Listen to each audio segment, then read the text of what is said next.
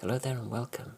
Today I want to talk about events from the past that show things about how there are behind-the-scenes people who control major happenings. I became aware that one of the goals of the dark forces is the destruction of the family several years ago.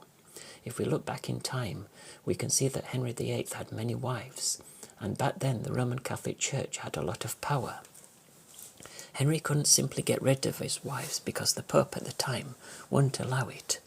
So being the king, Henry decided that he would split from the Roman Catholic Church and create the Church of England. He then created divorce, meaning he would be able to ditch his wife. It looks like Henry was acting alone, but I don't think he was. Knowing that they want to destroy the family, this was a planned event. Sometimes people make a mistake, so divorce is really necessary and a good thing. But the fact you have to go to court to get divorced says a lot.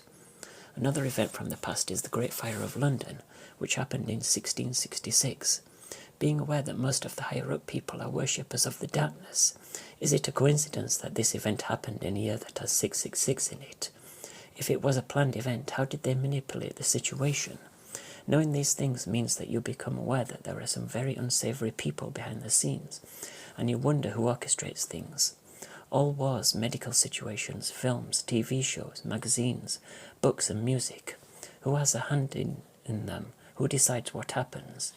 Trolls suddenly showed up on the internet. They say really nasty things about people hiding behind their anonymity.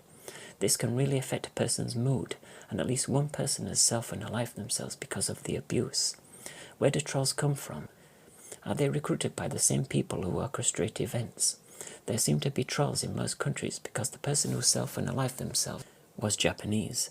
During the events of 2020 to 2022, a website was set up so that people could get therapy online.